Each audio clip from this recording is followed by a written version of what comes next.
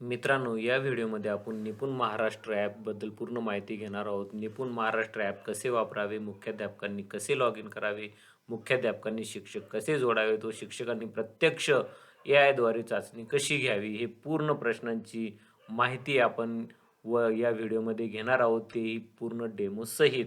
नमस्कार मित्रांनो, मी गणेश डोंगे. मी जिल्हा परिषद शाळेत शिक्षक आहे. मित्रांनो, आपल्या ज्ञानदीप ब्लॉग या एज्युकेशन चॅनलमध्ये मी आपले मनःपूर्वक असे स्वागत करत आहे. मित्रांनो, आज आपण अशा एका कार्यक्रमाबद्दल माहिती घेणार आहोत, जे आपल्याला लवकरात लवकर पूर्ण करायचे आहे. तो कार्यक्रम म्हणजे निपुण महाराष्ट्र. या ॲपबद्दल आपल्याला जर पूर्ण माहिती हवी असेल, ती पण सोप्या आणि साध्या शब्दामध्ये आणि एकदम व्यवस्थित मांडणी असलेली, तर तुम्ही हा व्हिडिओ पूर्णपणे बघा. हा व्हिडिओ पूर्ण बघितला तर तुम्हाला निपुण महाराष्ट्र कार्यक्रमाबद्दल कोणतीही शंका आणि कोणतीही अडचण निर्माण होणार नाही, याची मी खात्री देतो. तर चला आपण सुरुवात करूया. निपुण महाराष्ट्र अंतर्गत विद्यार्थ्यांमध्ये पायाभूत साक्षरता व संख्याज्ञान कौशल्यांचा विकास करण्याच्या उद्देशाने राज्यात निपुण महाराष्ट्र अभियान राबविण्यात येत आहे. या अभियानाअंतर्गत कृती कार्यक्रमाबाबत शासन निर्णय दिनांक 5 मार्च 2025 रोजी निर्गमित करण्यात आलेला आहे. सदर शासन निर्णयानुसार सर्व विद्यार्थ्यांची स्तर निश्चिती करण्यासाठी राज्य शैक्षणिक संशोधन व प्रशिक्षण परिषद महाराष्ट्र पुणे यांच्या मार्फत निपुण महाराष्ट्र ॲप विकसित करण्यात आलेले आहे. सदर ॲपच्या माध्यमातून विद्यार्थ्यांची शैक्षणिक क्षमता तपासून त्यानुसार अध्ययन आवश्यक शैक्षणिक नियोजन करण्यात येणार आहे. आपण सर्वांनी प्ले स्टोअर वरून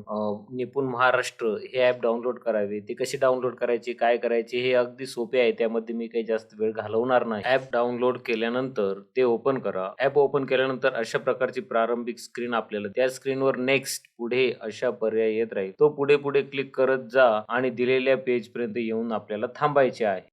या पेजवर आल्यानंतर आपल्याला सर्वप्रथम प्रोफाईल निवडण्यासाठी विचारलं जाईल. या पेजवरील प्रोफाईल निवडून शालार्थ पोर्टलवरील आपल्या नंबरचं लॉग इन आपल्याला या ठिकाणी करायचं आहे. तर सर्वप्रथम आपण मुख्याध्यापक लॉग इन पाहत आहोत. मुख्याध्यापक लॉग इनला आपल्याला क्लिक करायचं आहे. इथे क्लिक केल्यानंतर मुख्याध्यापकांनी शालार्थ किंवा सेवार्थ पोर्टलवरील आपला नोंदणीकृत मोबाईल क्रमांक टाकून लॉग इन करायचे आहे. इथे आपल्याला मोबाईल नंबर टाकायचा आहे आणि या छोट्या चेकबॉक्सला आपल्याला क्लिक करायचे आहे आणि ओ-टी-पी पाठवायचा आहे. आपण ओ-टी-पी पाठवल्यानंतर थोड्याच वेळात आपल्याला ओ-टी-पी प्राप्त होईल. आलेला ओ-टी-पी आपल्याला इथे टाकायचा आहे आणि ओ-टी-पी टाकलेला आपल्याला पुढे पाठवायचा आहे. पुढे पाठवल्यानंतर आपल्याला अशा प्रकारची पेज ओपन होईल. अशा प्रकारे शाळेच्या मुख्याध्यापकाचे लॉगिन आपण यशस्वीरित्या पूर्ण केलेले आहे. या ठिकाणी मुख्याध्यापक डॅशबोर्डवर आपल्याला पुढील टॅब दिसतील. शाळेची माहिती, माझ्या शाळेतील वर्ग शिक्षक, वर्गनिहाय शिक्षक नोंदणी, शाळेची निपुण विश्लेषण पहा आणि विद्यार्थ्यांच्या झालेल्या नोंदी पहा. आता आपली पुढील महत्त्वाची कृती म्हणजे शाळेतील सर्व शिक्षकांची नोंदणी झाली आहे का, हे तपासणे. यासाठी माझ्या शाळेतील शिक्षक या टॅबवर आपल्याला क्लिक करायचे आहे आणि एवढा कोड टाकून शोधा या टॅबवर आपल्याला क्लिक करायचे आहे. या ठिकाणी आपल्याला आपल्या शाळेतील सर्व शिक्षकांची यादी या प्रकारे दिसेल. यामध्ये आपल्या शाळेतील सर्व शिक्षक ॲड आहेत की नाही याची खात्री आपल्याला करायची आहे. हे बघून आपण आपल्याला ठरवायचे आहे की जर एखाद्या शिक्षकाची नोंदणी झालेली नसेल किंवा एखादा शिक्षक आपल्याला इथे दिसत नसेल, तर त्या शिक्षकाचा शालार्थ आयडी टाकून आपल्याला त्या शिक्षकाला ॲड करायचे आहे. आपल्याला त्या शिक्षकाचा शालार्थ आयडी आपल्या शालार्थ साईटवर मिळून जाईल. यानंतर वरील 3 रेषेला क्लिक करून आपल्याला होम आपल्या या पेजवर यायचे आहे. होम म्हणजे मुखपृष्ठावर यायचे आहे आणि त्यानंतर वर्ग शिक्षक आपल्याला नोंदणी करायची आहे. तर वर्ग शिक्षक नोंदणी या टॅबला क्लिक केल्याच्यानंतर आपल्यासमोर अशा प्रकारचे पेज ओपन होणार आहे. इथे सर्वप्रथम आपल्याला एक फॉर्म दिसत आहे, ज्या फॉर्मचं नाव आहे 6U. तो फॉर्म आपल्याला डाउनलोड करून घ्यायचा आहे. तर आता आपण सर्वप्रथम 6U हा फॉर्म नमुना आपण डाउनलोड करून त्याची प्रिंट काढून घेऊया. अशा प्रकारे आपण निळ्या फॉर्म 6U या लिहिलेल्या निळ्या ठिकाणी क्लिक केल्यास आपल्याला फॉर्म डाउनलोड होण्यासाठी उपलब्ध होईल. या ठिकाणाहून 6U आदेशाचा PDF फॉर्म आपल्याला डाउनलोड करून त्याची PDF प्रिंट आपल्याला काढून घ्यायची आहे. आता आपण भरलेला 6U फॉर्म अपलोड करण्याची प्रक्रिया काय आहे ते बघूया. पूर्ण भरलेल्या फॉर्मचे स्पष्ट फोटो आपल्याला काढायचे आहे. ॲपमध्ये भरलेले 6U आदेश अपलोड करायचे आहे व या पर्यायावर क्लिक करायचे आहे. येथे 2 पर्याय दिसतील. फोटो काढा म्हणजे थेट मोबाईल कॅमेऱ्याने फोटो काढण्यासाठी आणि फोटो निवडा आधी काढलेला फोटो अपलोड करण्यासाठी.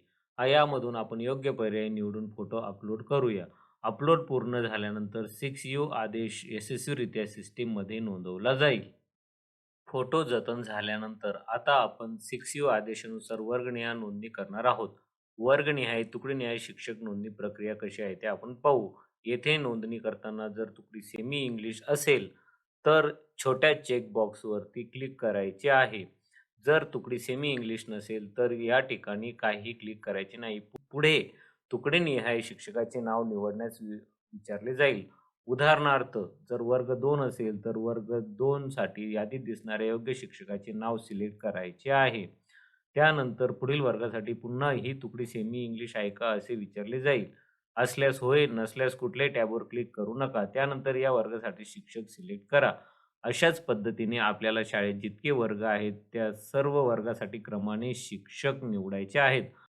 व शेवटी वरील शिक्षक जतन करा या टॅबवर क्लिक करून आपल्याला ही प्रक्रिया पूर्ण करायची आहे. आता आपण शिक्षक प्रत्येक इयत्तेसाठी निवडलेले आहेत. या ॲपमध्ये आतापर्यंत आपण बघितले की मुख्याध्यापकांनी कशा पद्धतीने त्यांचे काम करायचे आहे. या पुढील टप्पा म्हणजे शिक्षक यांच्यासाठी निपुण महाराष्ट्र ॲप कसे वापरावे, ते आता आपण यापुढे बघणार आहोत. मुख्याध्यापकांनी ज्या प्रकारे ॲप डाउनलोड केले, त्याच प्रकारे शिक्षकांनी सुद्धा हे ॲप डाउनलोड करून घ्यायचे आहे. ॲपमध्ये पुढे असा पर्याय येत राहील. तो पुढे-पुढे क्लिक करत राहा प्रोफाईल निवडण्याच्या पेजपर्यंत. प्रोफाईल यादीतून शिक्षक हा पर्याय निवडावा. आता दिलेल्या ठिकाणी शिक्षकांचा नोंदणीकृत मोबाईल नंबर टाकायचा आहे. त्यानंतर ओ-टी-पी सेंड या पर्यायावर क्लिक करायचे आहे. मोबाईलवर आलेला ओ-टी-पी आपल्याला येथे टाकून तो पुढे आपल्याला तपासण्यासाठी पाठवायचा आहे. मोबाईल नंबरवर आलेला ओ-टी-पी टाकल्याच्या नंतर आपल्याला लॉगिन मिळेल. लॉगिन मिळाल्यानंतर आपण आता पुढे प्रक्रिया काय करायची ते बघूया. त्यानंतर आता सर्वात महत्त्वाचे मुख्य काम सुरू होते. विद्यार्थ्यांच्या वाचन स्तराच्या नोंदी घेणे आणि अध्ययन स्तर नोंदवणे. यासाठीच ही स्तर निश्चिती प्रक्रिया राबवली जात आहे. स्तर नोंदणी करताना प्रत्येक स्तरानुसार योग्य पर्याय आपल्याला ॲपमध्ये दिलेला असेल. सूचना नीट वाचून त्याच पद्धतीने स्तर नोंदणी अत्यंत काळजीपूर्वक करायची आहे. येथे आपल्याला अध्ययन स्तर चाचणी ही टॅब दिसेल. या टॅबवर आपण क्लिक करून पुढील स्क्रीनवर जाऊया. पुढील स्क्रीनमध्ये आपल्याला आपल्या शाळेचे नाव दिसेल. आपल्याला तारीख सिलेक्ट करायची आहे. ती बाय डिफॉल्ट आपल्याला 20 डिसेंबर 2025 तारीख सिलेक्ट करायची आहे.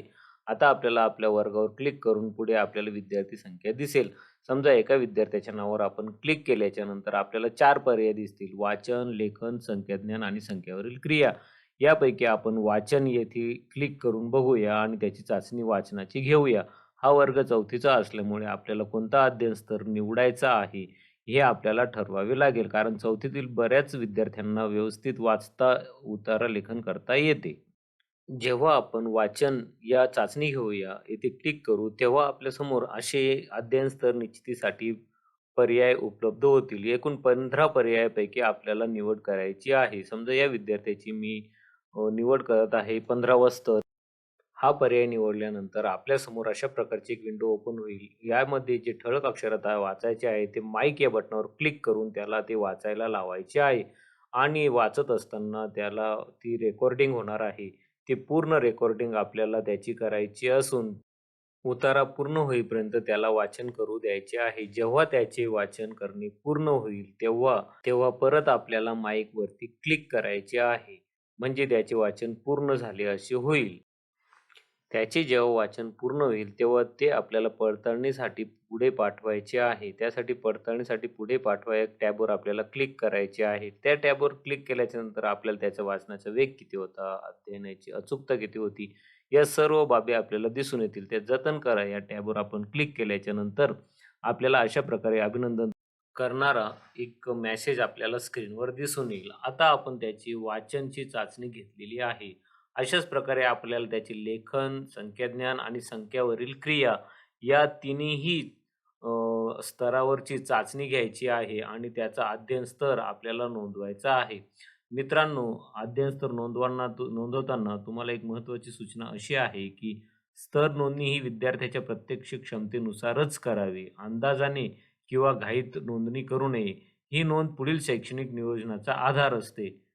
तर अशा पद्धतीने आपण निपुण महाराष्ट्र ॲप वापरून मुख्याध्यापक लॉगिन, शिक्षक नोंदणी, वर्गनिहाय शिक्षक जोडणी आणि विद्यार्थ्यांची अध्ययन स्तर निश्चिती ही संपूर्ण प्रक्रिया स्टेप बाय स्टेप पाहिली. आता शिक्षकांनी सूचना काळजीपूर्वक वाचून विद्यार्थ्यांची स्तर नोंदणी प्रामाणिकपणे करावी. कारण याच नोंदीवर विद्यार्थ्यांचे पुढील शैक्षणिक नियोजन अवलंबून आहे. जर या प्रक्रियेत कोणतीही अडचण येत असेल तर कृपया कमेंट करायला विसरू नका. तुमची अडचण नक्की सोडवली जाईल. आपल्या सहकार्याबद्दल धन्यवाद. विद्यार्थ्यांना निपुण बनवण्यासाठी आपण सर्वांनी मिळून ही जबाबदारी प्रामाणिकपणे पार पाडूया. जय हिंद, जय महाराष्ट्र मित्रांनो.